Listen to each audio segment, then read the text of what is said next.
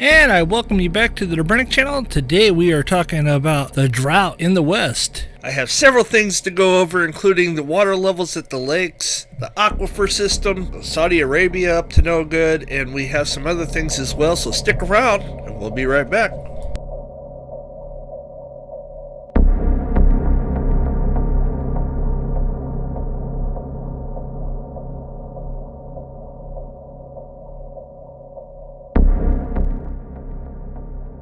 And I welcome you back to the Dobrenic channel. Today we are talking about the drought in the West. Ladies and gentlemen, this is a really serious thing. The drought is amping up and water shortages will prevail in the upcoming years. This is extremely bad news for everybody, including farmers, people, livestock, anybody in the West. Be prepared.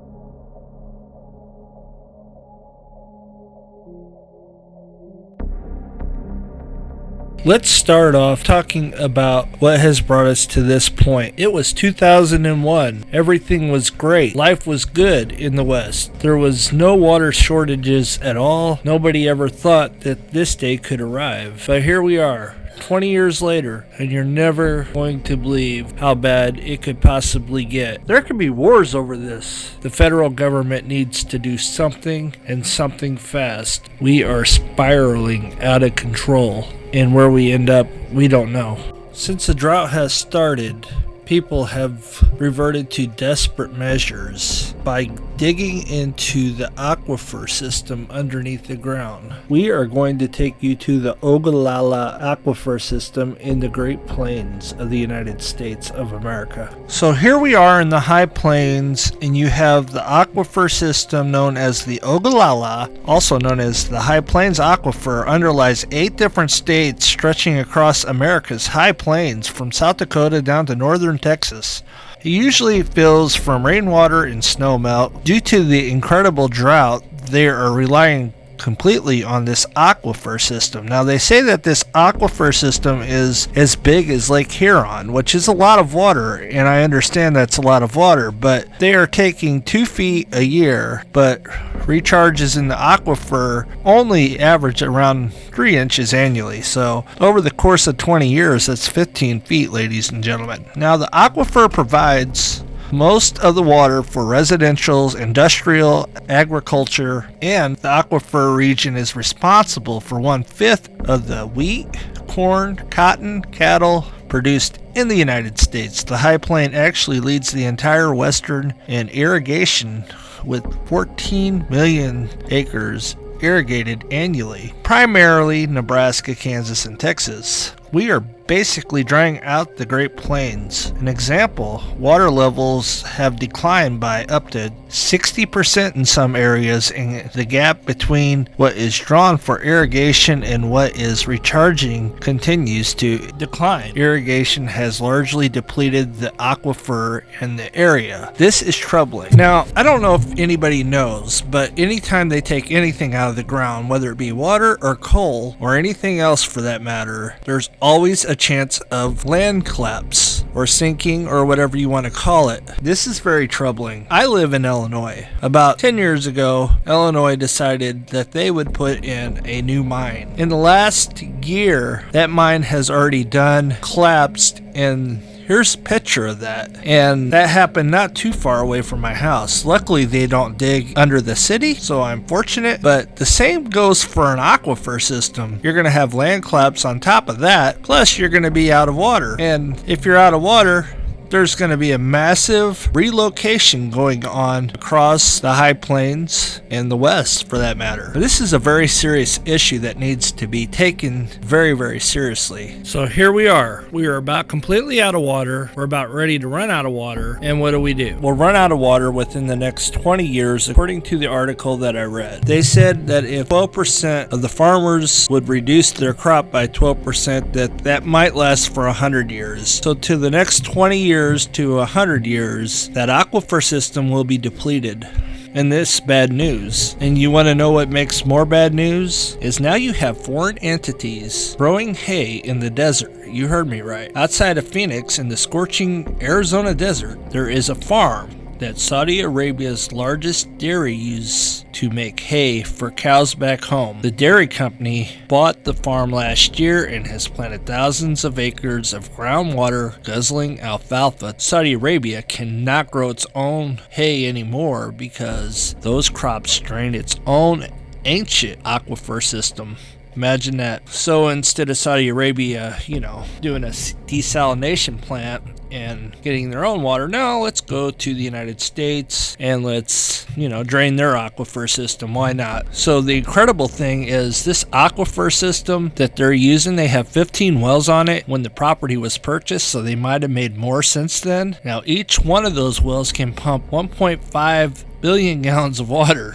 It's an incredible amount of water they're going to be drawing up from the aquifer system, and they did it in their own country, so why wouldn't they do it here? This is this is crazy, and there's even reports that China could be in on this as well. The big problem is their laws were put in place in the 70s, and kudos to Arizona, they were really one of the first states to put in groundwater laws, but the laws were really designed for local or domestic farming. The idea of that another country would come in and essentially export the water via crop just really wasn't around 30 or 40 years ago, and so the laws that are in place that are really inadequate for dealing with this new trend. This occurring in part of Arizona that is unregulated for groundwater, so there are no limits on how much water they can pump. If they don't change this, then they can essentially just pump those wells dry and leave. As we roll out from the aquifer systems, we have an extreme drought across the western part of the United States. Now we go to the reservoirs. The two main reservoirs that provide the most of the water for the United States western states are Lake Powell and Lake Mead. Snowpack in the Rockies feeds these two waterways via the Colorado River system.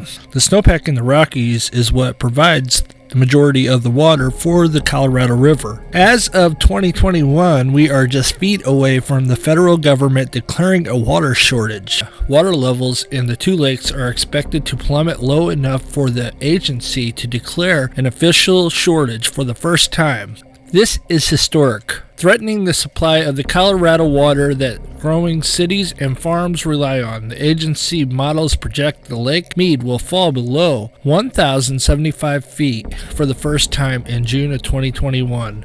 That's the level that prompts a shortage declaration under the agreement negotiated by 7 states that rely on the Colorado River water: Arizona, California, Colorado, Nevada, New Mexico, Utah, and Wyoming. The reservoirs either half full or half empty, depending on how you look at it, and scientists predict that they will probably never fill it again. The Colorado River water supplies more than 22 million people in the 3 lower basin states that is in jeopardy. The region is also facing an environmental crisis. The last time that Lake Mead was full was 1983. The biggest part of the problem is so many people and animals and crops depend on this waterway, more crops than anything. What has happened is there has been an increase of humans. The demand for water cannot keep up. It is very simple. The supply of water is constantly going out but not coming back in the reservoir. So you may be asking yourself, what are the solutions? Well, there has been proposals to run a pipeline from the mouth of the Ohio River to the Colorado River in 2011. Of course, nothing became of it, and then there was another proposal in 2012 to do the same thing instead of the Ohio River, to run it from the Kansas City, Missouri, from the Missouri River to the Colorado River. Nothing became of that either with the shortfall of money. Not so long ago, at the beginning of the Trump administration, there was a third proposal to run a pipeline from Davenport, Iowa to the Colorado. Of course, nothing happened there as well. The Mississippi River has an abundant amount of water that could be shared with the West. Until Congress and the states can get together and come up with some sort of solution, nothing will change. I have personally thought about this long and hard. There's pros and cons, and we're going to go over them right now. What are the pros? The biggest solution would be to run a pipeline from several different locations along the Missouri and Mississippi rivers, and possibly even the Arkansas River. During floods, they would run it at full capacity, otherwise they would just run one pipe. So with that being said, to understand what I'm talking about, if you look at the screen, here's one pipe. But what we want to do is run 4 pipes that are approximately 3 foot wide. So basically you would have 12 feet possibly that you could run to the Colorado. You may be asking yourself, well, who's going to pay for this? I'm sure not going to pay for it. And you know the state's not going to pay for it. Well, who's going to pay for it? Well, my friends, it's going to have to come from Congress. And oh yeah, the person sitting in the House has a lot of influence, and if she sees this a problem, she sure the heck wouldn't have any problems putting this bill forward. Of course, we're talking about Nancy Pelosi, hated by some, loved by others. She also would have to get Chuck Schumer to agree to this, and then it would go to a vote, and then it would end up in Biden's hands. So it's a good possibility that it could happen if there was enough people crying about it. The problem is money. Lots and lots of money it would take to build this project. Nothing that the government hasn't done before. Pump money into the economy to get it going, and it would create so many jobs, and Biden would look like a hero. But they also could save money. So if they decided to build this pipeline, one way they could save money is to go through the interstate system, basically dig along the side of the interstate system, which would still cost a lot of money, but you wouldn't have to buy no property rights. Therefore, it would save tons and tons of money by doing so. Now, I get that you're not going to be able to go completely across interstate highways because cities and stuff like that would become a big factor. You'd have to go around somehow the cities. I can't see them going right down the center of the interstate, but I mean, anything's possible. The best bet would be to go from St. Louis to the Colorado, like I showed earlier, probably the best bet. Or you could go from Kansas City to Colorado, just as easy, right straight across 70. And I propose several pipelines. I propose at least 3, one in St. Louis, one in Kansas City, and one in Arkansas. And you'll be asking yourself why. The reason why is because you could pump more whenever they flood. All 3 rivers do not flood at the same time. So if you went from Kansas City, that floods generally every once in a while. St. Louis, usually you'll get a Mississippi flood or Illinois river flood and a Missouri river flood. And if you went from Arkansas River, you could catch the Ohio. So basically you would go just south of Memphis, I believe, and you would catch either an Arkansas flood, maybe an Ohio, and maybe you could hit all 3 floods coming down the river all at once from either Illinois, Ohio, Mississippi, or Missouri, and be able to pump that water back uphill across the Continental Divide, past Denver, along 70 there, and into the Colorado. Now, the problem with the cons are you get river water pumped into these things, and you get this nice big aquifer system going, and you got all this water that you saved and stored, and then the unthinkable happens. The drought ends in the Rockies, and now all the reservoirs are full. If you recall, in 1983, the problem at Lake Powell was they dang near lost that thing, because what happened was they had record snowfall amounts in the Rockies, followed by a very, very wet spring. And that is the only time that the Hoover Dam, they used the spillway, and it's the only time, and it hasn't been used since. Not so worried about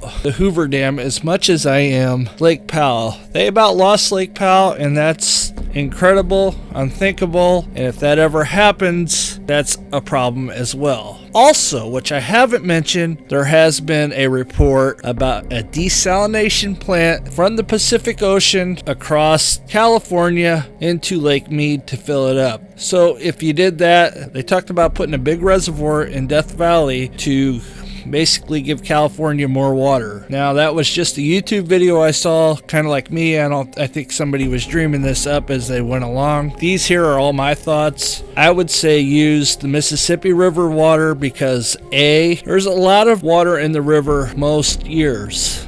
Not every year. Some years there's drought, some years there's not. But you could always use the water whenever it's plentiful. That's why I say put the 4-pipe system like I showed earlier. And here's a picture of that again, just in case you forgot. And the reason why I say 4 pipes is because if you use 4 pipes instead of one big pipe, if you use one big pipe, then you're bound to that one big pipe. If you have 4 pipes and the river's low, you could still pump some. And if you have multiple areas of pipes, you could still get the same 12 feet and not be putting a strain on the river as you get it, let's say, one from Kansas City, one from St. Louis, and 2 down at Arkansas because there's more water down there. Let's say there's a major flood going on, you can pump all those at full capacity. And if you have 3 spots of 12 feet, you would have 36 feet pumping relief off of those river systems in general.